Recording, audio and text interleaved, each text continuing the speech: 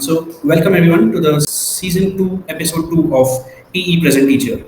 A TE Present Teacher is it started off as a podcast that we used to keep doing every other week. And in the season 2, now we are trying to do live podcasts or live webinars just like we are doing it today. This is because we've had a lot of requests from you that you want to interact with us, ask us questions, etc. And so here we are. So who is behind this TE present teacher? So TE basically stands for Things Education, and that's what who we are. We work with governments, with school management, with teachers, but with the ultimate goal of providing a support system for teachers. And this support system comes in different ways. It's academic support, classroom management support, pedagogy support, etc.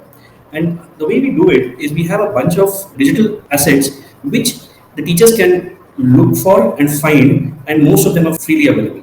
For example, TEPS Weekly, which is a newsletter, which, as it says, is a weekly newsletter. We also have digital planning resources, which you can use for your lesson planning, your assessment creation, etc. And apart from that, we also have online courses called TEPS courses. We also do in-person sessions with schools, with government boards, etc. And a lot of this also helps the school management or the government body to kind of observe teachers in the classroom as to, okay, fine, they are learning things in the courses, but is it actually getting implemented in the classroom? For that, we have a classroom observation tool, and which is linked to the management report. And this is how we use data and use data informed practices to suggest, to help school management to figure out where the teachers can get support from people like us. So, with that, I think we'll just dive into today's webinar, and we are going to talk today about components of a good lesson plan. One major component of a good lesson plan is how we plan for active learning. So that's going to be part of it. And the third part of it is going to be essentially a question that we've been asked a lot by the teachers, that how do we actually ensure that learning outcomes are met with all the constraints that we have. And of course, we want this webinar to be interactive. That's the whole point of doing it live. So please, if you have questions, whenever you have questions, please keep putting them in as messages, and our team is going to look through those questions, and we'll have a short Q&A for about 10-15 minutes at the end. But whenever you get the question, please feel free to put it in the chat. If you have your own thoughts, please feel free to put those also in the chat. And that will help us make this extremely interactive. So let's start with the first question. What are the components that you think make up a good lesson plan? You can start responding in the chat. Some, do we need to have a hook? What else do we need? Yes, someone is saying that we need learning objectives. We need learning outcomes as well. I mean, that is the first thing. You should have outcomes objectives. Assessment, that's a great point. Yes. And if we can actually have a list of resources that we are going to use, which I think is a very important point, because the lesson plan is not only for you. Say somebody else also looks at a lesson plan, they should be able to conduct the lesson without any support from you. Great. So I think we're getting a lot of different responses, and thank you everyone for those. We're going to take up few of these things that you already mentioned and discuss them a little bit as we go on. And this is kind of the template, and don't worry that you can't see the whole template right now. We focus on specific parts of the template, but this is a template lesson plan that we're going to focus on, and we're going to talk about specific parts of it. Between Ritu and me, we are going to talk about different parts of this and what are the important points to keep in mind in these different parts. So let's start with the first component, which a lot of you also said, the learning outcome. So there's a lot to talk about how to make a good learning outcome, but what we need to do is ensure that the learning outcomes are student focused. So as you can see in the example written in blue there, that students will be able to draw a diagram of the Earth's revolution around the sun. It is student focused, it is extremely concrete, and it is precise, and it is focused on the result of learning. What will the student be able to do? So there is nowhere what teacher is going to do, but it's all about the student. So this is what a good learning outcome looks like. If you want a detailed discussion on learning outcomes, we have an entire course on it online, and you can visit that as well. We will be sharing not just the lesson plan template with you after the webinar, but also links to these courses in case you are interested. The next component we talk about is a hook. What is a hook? And there's a lot of conflicting opinions of what a hook is. Essentially, we need to do something that will keep sustained interest for the student.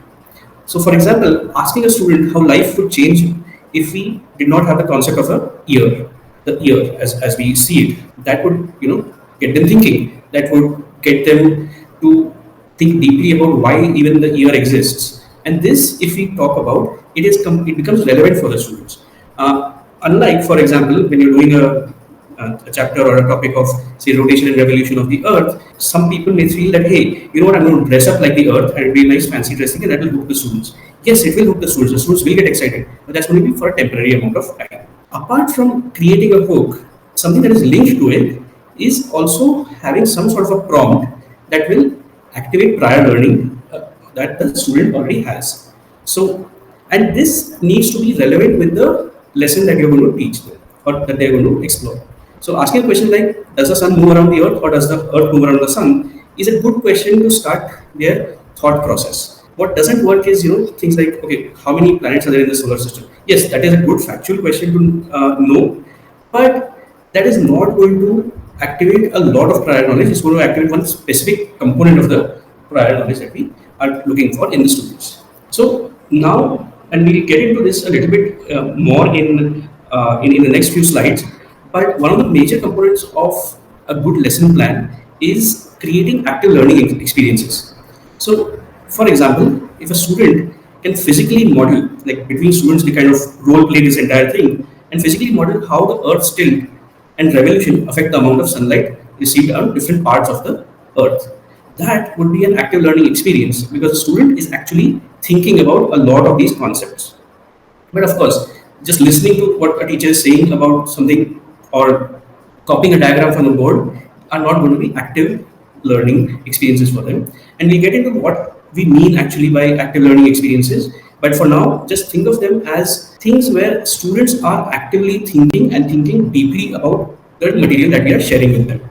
Now, with active learning experiences, and as I said for the hook and prior knowledge check, all of these things, what we are saying right now, what I'm saying right now, are almost like one, two lines on this, but all of these need a lot of thought while we are planning these things out. And we have gone into a lot more detail in our courses. And another course that we put up online now, Your Guide to Great Teaching, has a lot more information on these things that I've just mentioned for now. At all of these places, when the students are trying to do something actively, they're trying to figure out how they can model the revolution of the earth around the sun and so on, we should in our lesson plan for checks of understanding.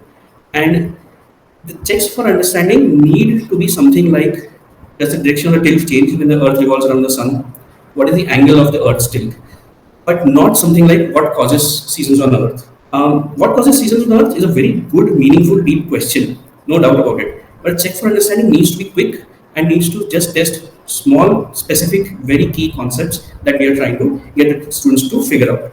So now that we've kind of covered I would say, the introductory parts of a lesson plan, I am going to call in Ritu to talk about the actual knowledge base and the knowledge transfer. So far, Anuradh has talked about the first part of the lesson plan. In the template, you'll see that that's the first page of the lesson plan. The active learning experience is what takes up most of the space because you really need to think through whether students are independently thinking, and we'll go more into that in the next section. Once the active learning experience is done, when students have performed this activity, they've figured something out, that's not the end of the lesson. It's important to consolidate that understanding for students. It's important for them to reflect on what they just did, what they just understood. Otherwise, if that step is skipped, usually it just becomes an activity that students did, and there's no real learning happening. And the way to consolidate this learning for students is to have discussions with them, which is usually a full class discussion with the teacher. And there are two parts to this discussion. The first part of the discussion is what we call surface knowledge discussion, which is asking them two types of questions. One are just direct memory based questions about what they just did. Something like, what did you use to represent the earth? What did you use to represent the sun? How did you move the globe around it? And these are again just directly based on the activity. And the second type are direct memory based questions about the concept. Something like, as you can see on the screen, how long does it take for the earth to complete one full revolution? So now that's based on the concept, but they have already discussed it in the activity that they were doing in the active learning experience, so they should be able to remember it. So that's the first step. And next, once you're done with the surface knowledge discussion, even more important is the deep knowledge discussion. And what do we mean by deep knowledge discussion? This is basically a discussion about the underlying principles of this concept. It's not just recall based at this point. You need to push students to actually put all these facts together and understand what is happening. In this case, for example, if you ask them a question like, if the sun is always shining, why don't all parts of the earth receive equal heat at the same time? So of course they'll answer with, one, the earth rotates, and that's why only half the earth will receive heat. But then when we focus on just half the earth, they have to think about the tilt. They have to think about when the earth is revolving around the sun, which part of that tilt is receiving how much heat. And that's something they would have figured out in that active learning experience. These are the kinds of discussions that really consolidate their understanding of the concept and make it easier for them to then understand, okay, why do polar regions experience 6 months of darkness, or whatever, how, why does summer happen and why does winter happen? These are very fundamental questions that are connected to the learning outcome. You do a surface knowledge discussion followed by a deep knowledge discussion based on the learning outcome. Once the discussion is done, that's when you can then do an exercise where students transfer their understanding to something else. That this is called the transfer of understanding, or in simpler words, it's an application exercise. So you give students something to do independently without your active help, and it should be directly aligned to the learning outcome. In this case, it could be something as simple as a worksheet where they have to independently draw the diagram of the Earth's revolution around the sun. It's you shouldn't be drawing it on the board and then copying it down. That doesn't help. That's not an application of learning. They shouldn't be copying it from their textbook. Of course, you can help. You can walk around and ask them questions and push them in the right direction. But copying is not an option in an application exercise. Application means that I know something and now I'm going to independently apply it. So that's one way of applying your learnings. And if you have other ideas of what an application exercise could look like, you could share those in the chat for this particular learning outcome, which is students will be able to draw a diagram of the Earth's revolution around the sun. And finally, a part of a lesson plan that is usually not really thought about or included, but we've seen that it's very, very important, is a post class reflection that is done by the teacher individually, independently, to answer some basic questions like what went well and what can be improved. And we're talking about, you have to look through a lens of pedagogy, or look through a lens of classroom management, that what could have been done, what could be better. Was my learning outcome clear enough? Was my active learning experience actually aligned to the learning outcome? Did I plan for disruptions? Did I plan for misconceptions? What should I have done differently? And of course, what went well is also very important, because you should continue the practices that go well. So this is the final part of the lesson planning template that we think works extremely well. And like we said right in the beginning, we will be emailing this template to all webinar attendees as a PDF after this session. So don't worry that you can't really see it too well, or maybe we went a little fast. So now what we'd like to do is we're going to activate a poll which should show up on your screen in a few seconds. So please read through the question and the four options A, B, C, and D, and tell us what you think a well-structured lesson plan should focus on, should include, should be. So you can read through the options, and we can make the poll live. We can see the responses coming in, so please continue. So, okay, great. We can see that most people have said that option B, that is, a well structured lesson plan should include a clear learning outcome, interactive activities, and discussion prompts, which is a summary of what we just saw in the lesson planning template. Let's look at option A. It should focus only on delivering content without considering student engagement, which is not right, because engagement does play a role in learning. If you're not motivated, if you're not engaged in class, information is really not going to get through to you, because attention plays a big role in how much you learn. Option C says that it should be flexible enough to skip the active learning experience if time runs short. This may not always be true, because if your active learning experience is the core of what students learn, you can't really skip it. You shouldn't skip it. In fact, the active learning experience and the discussion should be the core of your lesson. And the other things, if you don't have time, like the hook, the application, can be given as homework. The hook can be something very, very quick that doesn't take more than 30 seconds. But you shouldn't really ever skip the active learning experience and the discussion. And finally, Option D says it should consist of detailed lecture notes for the teacher to read aloud. While lecture notes are important, they really help you keep focused as a teacher. Student engagement, student activity is also very, very important. So it shouldn't primarily consist of information, it should also consist a lot of the pedagogy and the approach that you're going to take, the discussion prompts that you're going to use with your students.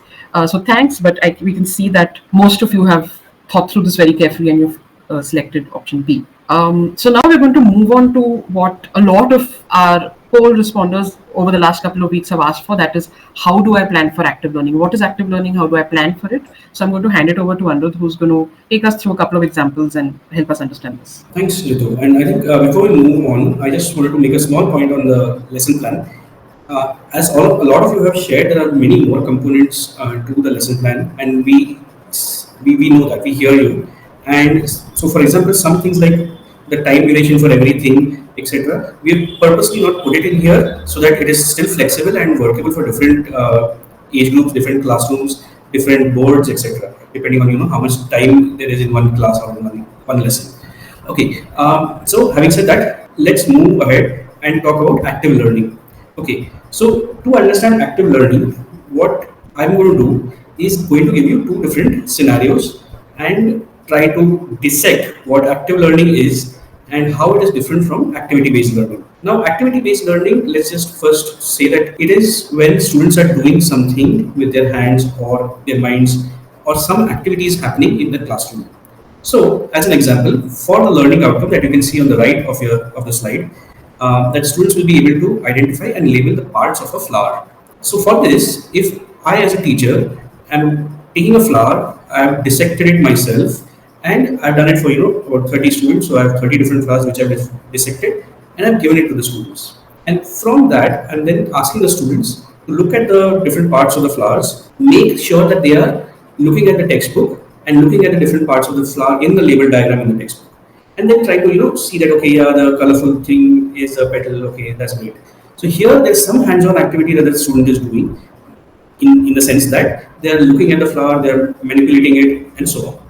Now, this, sure, the student is doing some sort of an activity. My question here is then, how much is the student actually thinking or thinking deeply about the flower and the parts of the flower? And let's contrast this with the next slide, where in a different situation, a student is given two flowers from two different plants. The students are then, they're not even asked to look at the textbook. Then students are asked to write down the commonalities or the similarities and the differences between the two flowers. So, for example, with the similarities, they might say that, oh, it's colorful, it's pink, there are certain parts that are yellow, certain parts that are pink, there's a green thing right at the bottom of each flower, and so on. And then you ask students to figure out what are the similarities between the two flowers. So again, here now the student has to think about similarities, differences, and then make that next step that, hey, all flowers have this colorful thing in them. Okay, so let's just call this colorful flat thing something. So I'm going to call it a colorful flat thing. Oh, then there are these long, thin things which are stamen. We don't need to get into the naming right now, but oh, all flowers, or at least the two flowers that I have these long, thin things. Okay, that is another similarity, and so on. And once they do this, then even if they have not actually named these, then telling them that, okay, now open the textbook and see what these flat things, colorful flat things, green flat things are called, or what are these long, thin things called, what are these slightly thicker, long things called, and then that is going to stay with the student for a longer time. Why? Because they have not only they have referenced the textbook in both these cases. However, before referencing the textbook, they've actually thought about something completely independently, without already having all the information given to them. So the thinking that the student is doing is much more and much deeper. They spend a lot more time thinking about it, which augurs well for them to remember these things for a longer time. And the best thing that you can test the student with after this is give them a third type of flower and ask them, or maybe give them a picture of a flower in a worksheet and ask them to label it. And that is how we can figure out whether the students are getting this or not. And let me tell you, I'll admit something now, that I like plants. So all my examples for these kind of things are based on plants. So let's hear a different example from Ritu. So I know we've already gotten a question in chat asking what is the difference between when students are dissecting a flower and labeling it. The first example that you looked at, that is an activity, and some people might argue that is active learning.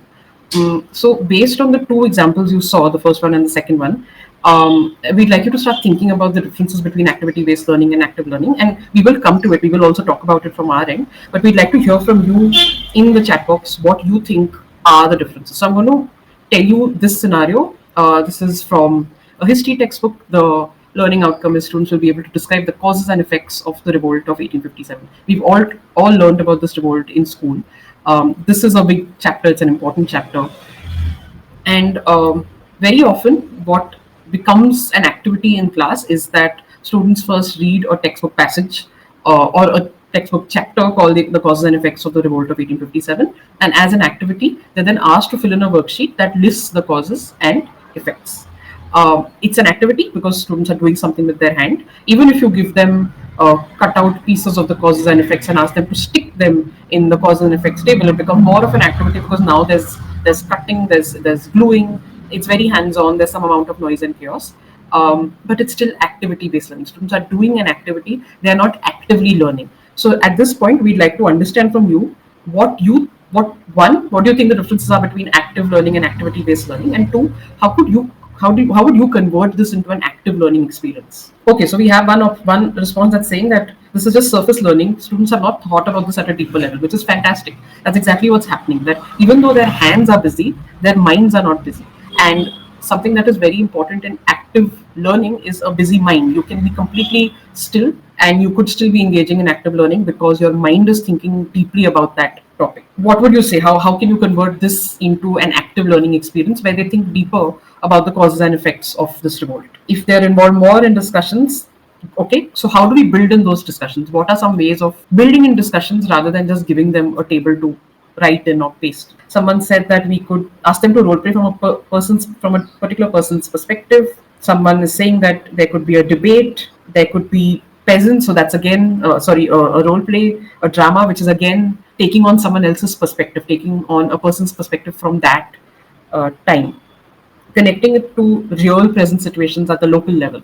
That's great because that again, they're thinking deeply about what happened then and what is happening now, and they're making these deeper connections between how people are feeling, what the emotions are, what the political situation is, what the motivations of people are to do these things. Chronological order of events would still, we could still look at a textbook and put it down. So they're not deeply thinking about what actually people felt, what led to it, what happened after that as a result of all this emotion that people were feeling. So I think we're getting some really great responses. And history is not something that is very easy to plan for and make active learning experiences around.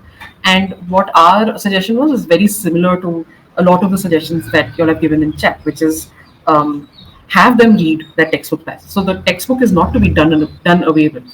Active learning still heavily can involve the textbook and should involve the textbook because it's a great source of information.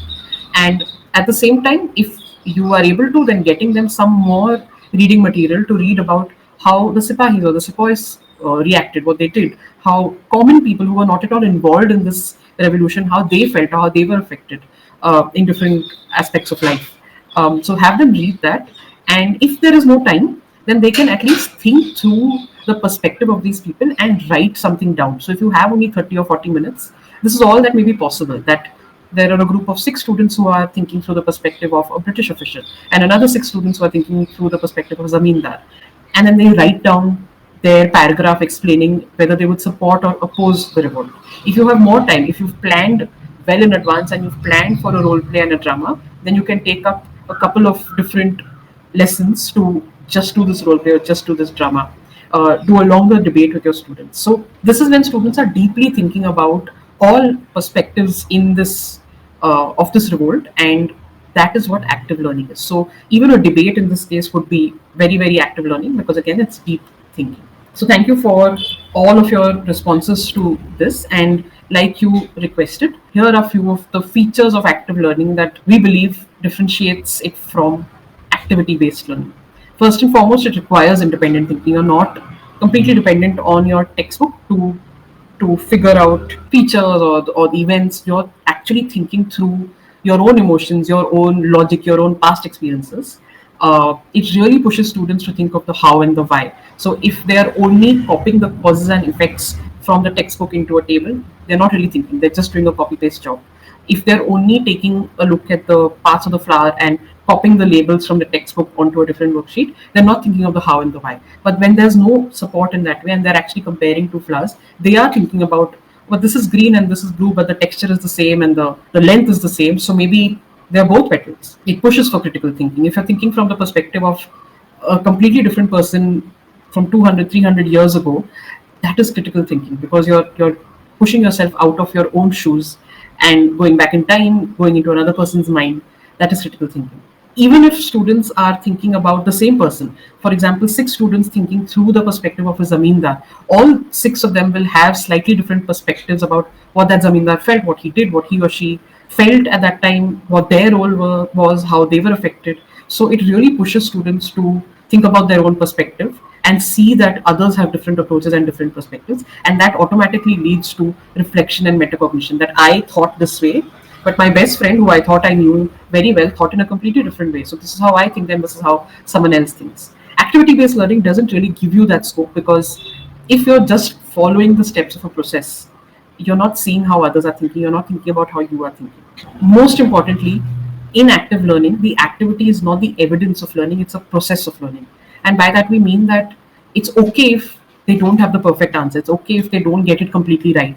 They will be wrong, they will learn through the process, but the point is that it should push them to learn, and simply copying and pasting is going to lead to no learning. They'll have a perfectly done worksheet or a perfectly filled in workbook, but that's about it. But when the process is messy, when they're figuring it out, there's more learning happening. And so these are the features of active learning. If you think that we've missed a feature, please put it into the chat box and let us know, and we will take that into consideration, add it in. What do you think the differences are between activity based learning and active learning? And what are some features that maybe we've missed? Just to do a check for understanding, I guess, for our participants. So, yeah, the question is, which of these would you say best represents active learning? The polls will come up in a second. I think they're up already. So you can just choose whichever option you think is the right one. We've spoken about how it's not that important for something to be active learning to actually have a hands-on component. So keep those things in mind as you respond to this poll.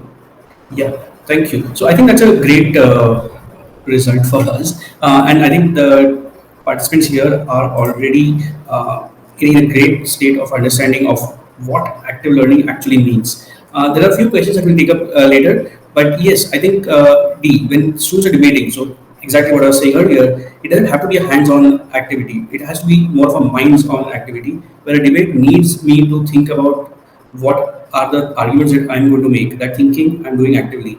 I have to actively think about what are the points that the other side is making. So all of these points are actually making me think and think deeply about whatever I'm trying to say or what the other person is trying to say. Option A, creating a filtration system using instructions. It's a great activity-based learning activity. But that is it. The student is following instructions in a step-by-step manner. Great. However, not sure how much they are thinking independently. I don't know how deeply they are thinking, and so on. So it's better if they kind of figure out what filtration is and create their own filtration system based on their understanding of what filtration is. That would be actually active learning, where the students are putting in their own imagination, in their own knowledge, and testing out different kinds of material that would work as a filtration system, for example. So we also, I was just going through a few of the comments and questions. We also have questions about, how can we do it this in so little time? Can active learning actually happen in this little time? Also, can actually differentiation happen in the classroom with the paucity of time? And that is exactly what we are going to talk about in the last part of this webinar. Like Anuj said, this is a very common question that teachers are worried about, that how do I do it? The broader question is, how do I ensure that the learning outcome is met? And usually this has two aspects to it, that I don't have enough time. And so I'm not sure if my students are actually going to learn what I want them to learn. And secondly, that there are students of different learning levels. So I'm not sure if they're going to really meet the learning outcome, especially students who are struggling. So what do I do? First and foremost, we want to say that these are not easy. There are no quick fixes to these issues. There are no quick fixes to these problems. Moving from traditional learning to activity based learning to active learning, this is a process that takes some time, and it will take time and effort both from the teachers and from the students end. So there's no quick answer that is going to solve this problem. However, there are broader things that you can do over time to ensure that students start getting used to certain ways of the classroom, certain processes, certain cultural aspects, and you are able to then differentiate for students who may be struggling, or even students who are so far above that they're not finding the class challenging enough. So the first and foremost thing that you have to do is you have to get your classroom management right. If you're entering a new classroom, you should invest at least 1 to 1.5 months in just getting classroom management set, because once that is set, doing a different pedagogical approach, making sure that students of different learning levels are learning, that becomes much easier.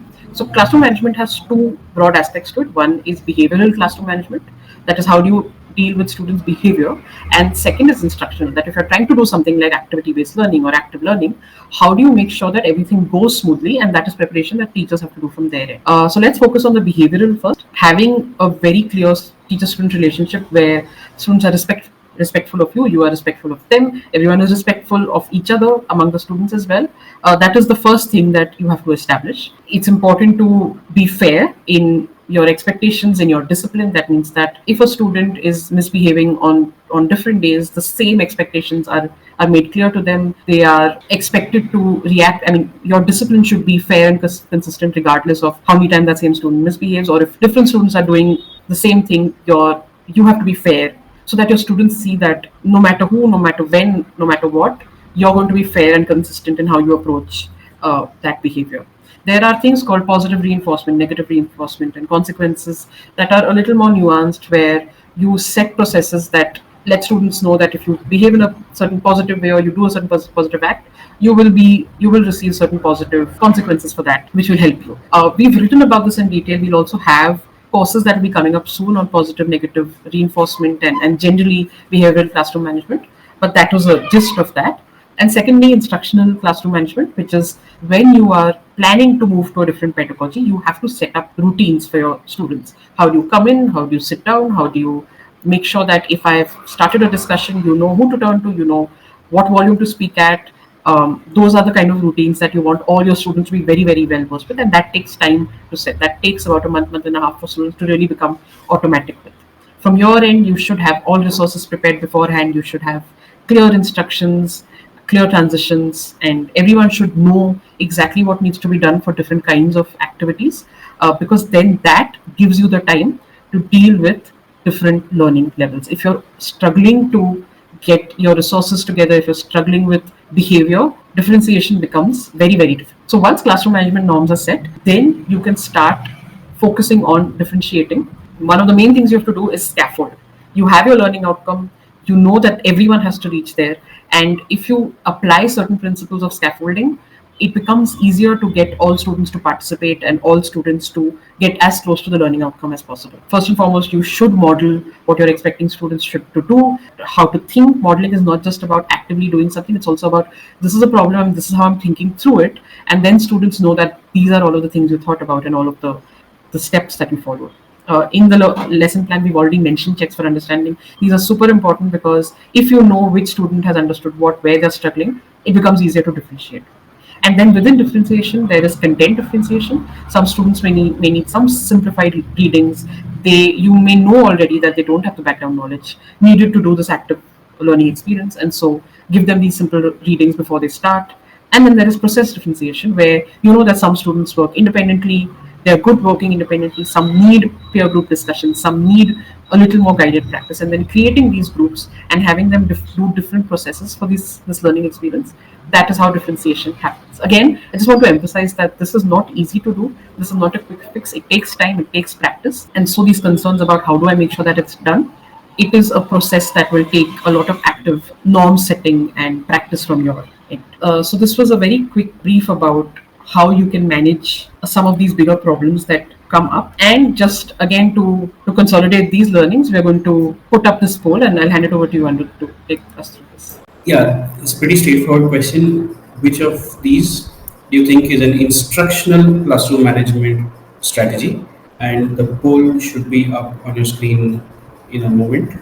Okay, I think we can close the poll now and we can move to the next slide. So I think large number of you have gotten it right. Yes, setting and practicing routines is a good strategy and it's an instructional classroom management strategy. Positive reinforcement, you're right, it is classroom management, but it comes under the behavioral part of classroom management. How are you going to make sure behavior, student behavior is right? And scaffolding and process differentiation are more pedagogy than actual classroom management. However, I mean, yes, if you're going to do scaffolding, if you're going to have differentiation, there will be a component of classroom management as to how will you do it, where will you do it, what is the time frame that you're giving, how will the different. So, for example, with process differentiation for students, how will the different students in doing the different things, how will they be put in a classroom, and so on. So, there's a little bit of classroom management in it, but it's primarily a pedagogical approach or pedagogical change that you're bringing in. Thank you so much for interacting with us. Just to summarize, we spoke about what a good lesson plan is.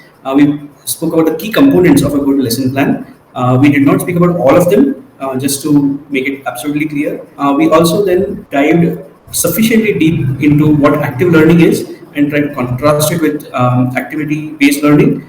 And finally, we touched upon, and I can only say that we touched upon how we can manage time through classroom management and how we can sort of deal with students at different levels of learning and prior knowledge. So, with that, thanks a lot for your patience, and now we'll get to the questions. And yeah, I mean, like I've already said, a lot of these things we go into a lot more depth in our courses, which are available online. These are few of the courses that you can see, and yeah, we'll share a link to these courses also along with the lesson plan template that we're sharing post this webinar. So yeah, now if we can move into the questions. The first question is, how much time should be allotted to each of these sections in 35 minutes? So the sections and the component of lesson plan that you shared. So I think, like Anuj said a while back, we are not recommending any set time because it depends on the learning outcome. It depends on your classroom and how much you understand your students, what they need more of, what they need less of. But like I said before, the core of the lesson plan is the active learning experience and the discussions, both the discussions, the surface knowledge discussion and the deep knowledge discussions. Um, that those are the two things that you should definitely give the most amount of time to. At least 50 to 60% of your class time should be that. Your application can always be homework, because if they've learned deeply enough, then it'll be easy for them to do that, and you can always check their work later. So I won't suggest any clear breakdown of time, but give the maximum amount of time to active learning and to the discussion. Another question is, how do you cater different learners in one lesson? So differentiation, like we said, there are two aspects to it. There's content differentiation and there's process differentiation. There are some students that you know may not have the background knowledge, and that is the first thing that you have to look out for, because that is where students will stumble and struggle. If they don't have the required background knowledge, you know that they've not done well on a particular topic that is needed to be known for this current lesson.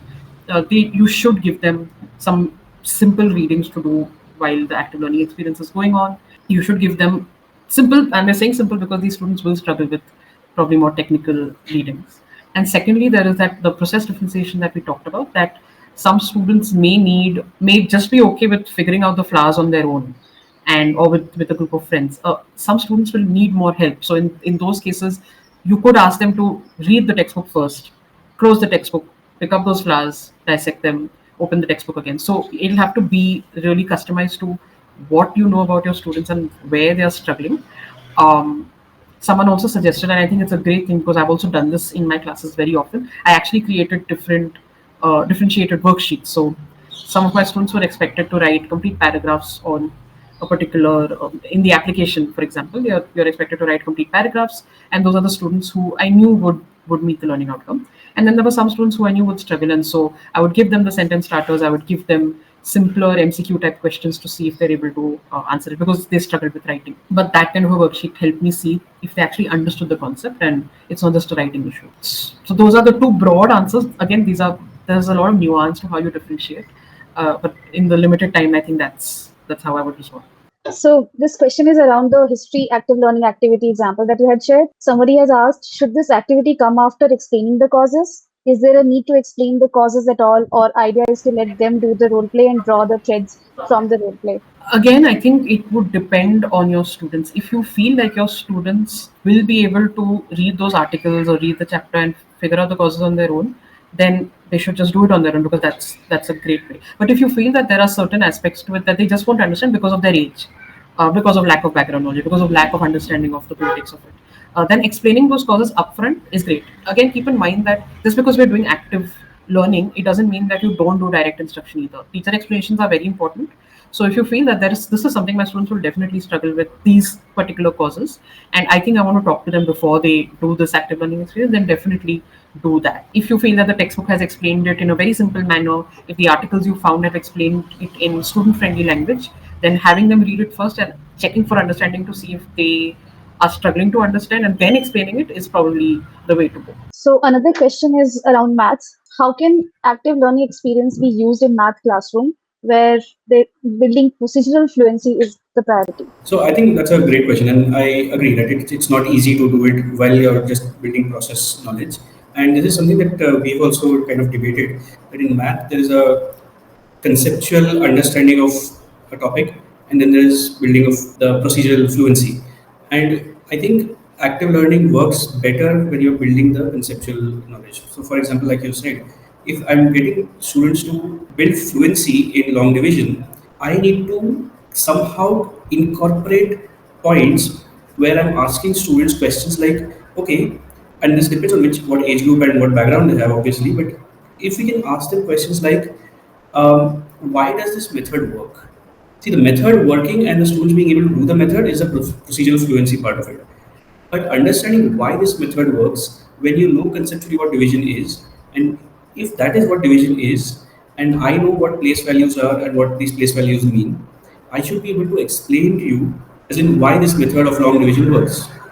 Why does, so for example, even a simpler example, if I'm looking at addition with carryover, why does it work that if I just carry over that one that is extra now, why if I just carry it over it works? If I know place value, if I know what addition means, I should be able to figure that out.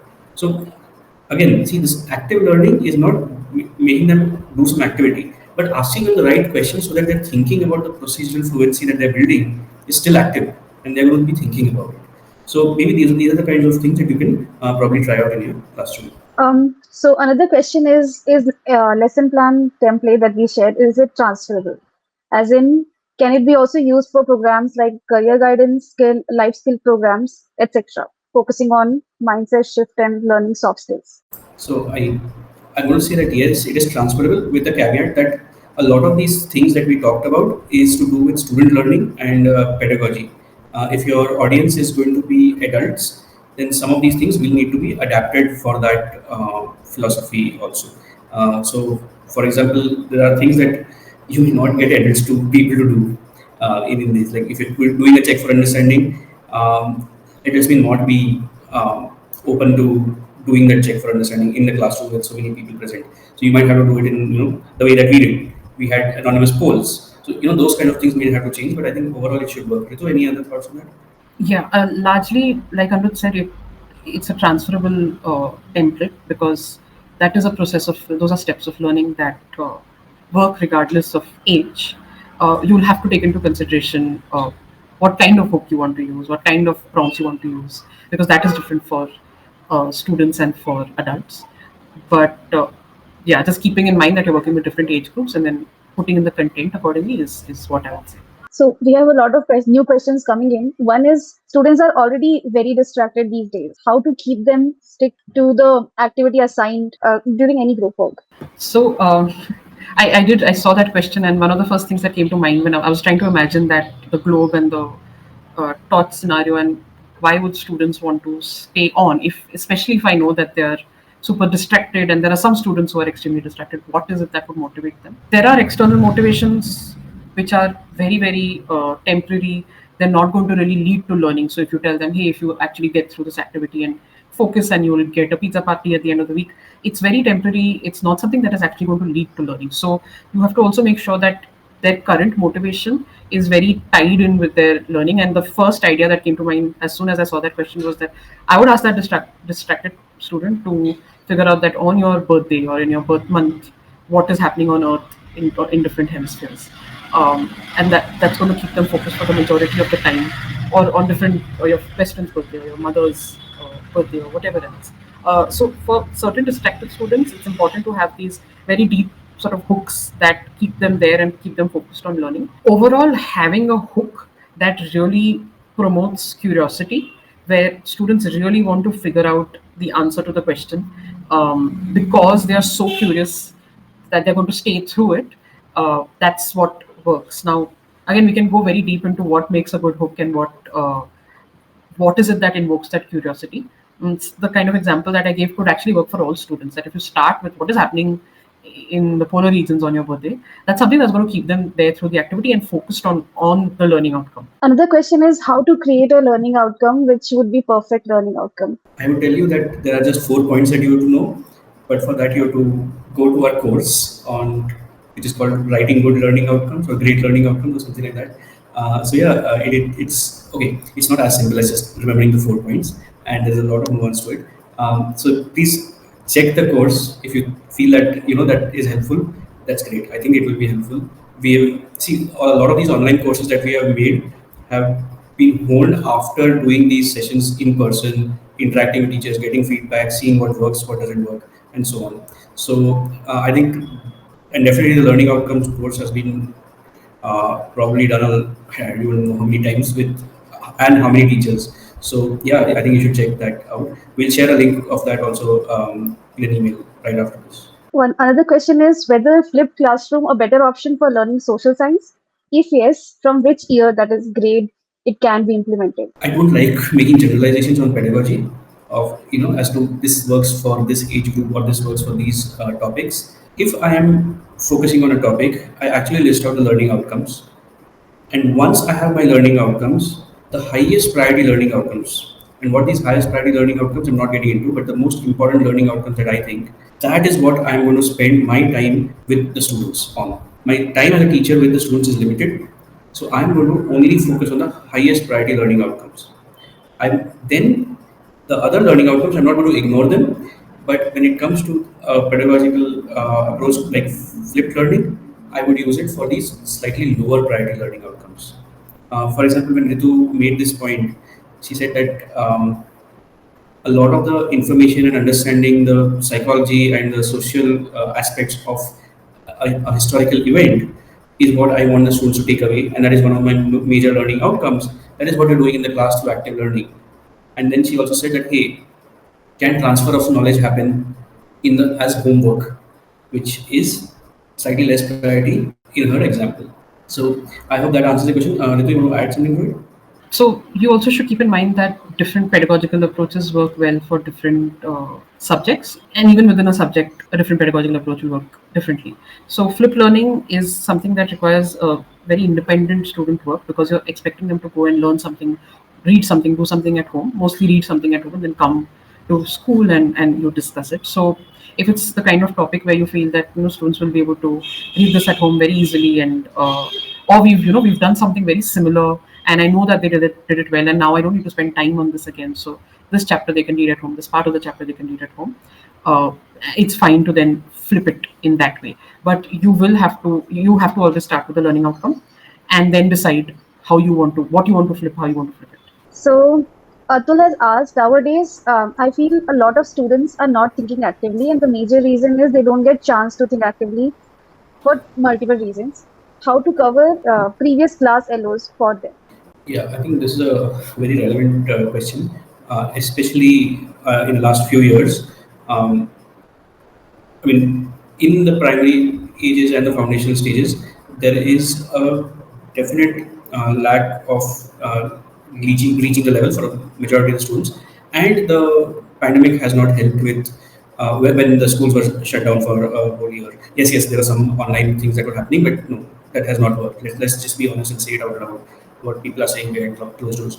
So those things have not worked, and that is why you're right. There is a sort of a gap. The answer to this question is not very easy to give, in the sense of, how can you do it. It depends how far behind are they. For example, certain schools in the rural areas, which are government schools, students are 5 levels behind in reading, uh, and in some other places they're 2 levels behind in the reading level. So I don't think there's a one size fits all kind of an approach. We do work with schools who have these kinds of issues, and we work with them on a continuous basis for a year, a couple of years, to ensure the best practices and processes are put into place to mitigate a lot of these things, or at least try to mitigate a lot of these things. And yeah, more than happy to discuss specific issues that one may be facing or a school may be facing. Ritu, anything to add to that? No, just to say that yes, it is. It's a very real issue, and we understand that teachers are struggling with this now, especially with AI. Also, if you're teaching in schools where students are using AI, the active thinking is going down even more. So it's definitely something that we should solve for. And the broadest solution I can give is that continuously push your like ask questions in the classroom to your students. Wait for their answers. Encourage them to ask you questions, even if you don't know the answer.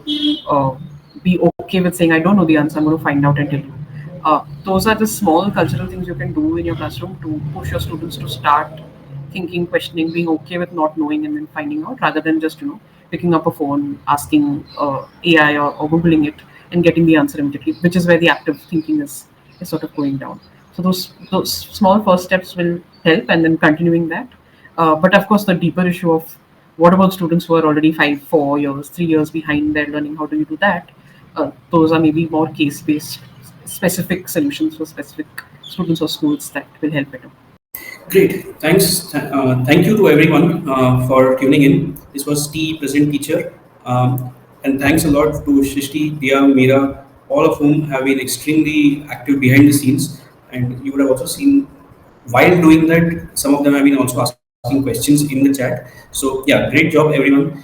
Thanks, Ritu. Thank you, everyone. And we'll see you again next month, 11th of April. That's when we are going to be there. And we are going to be doing this every second Friday of every month. And yeah, please stay tuned. And we'll also keep asking you what kind of topics you want to hear from us about. And if we know something a little bit, if we know about it, we'll talk to you about it in our live webinars. So thanks a lot, everyone, and see you and keep safe.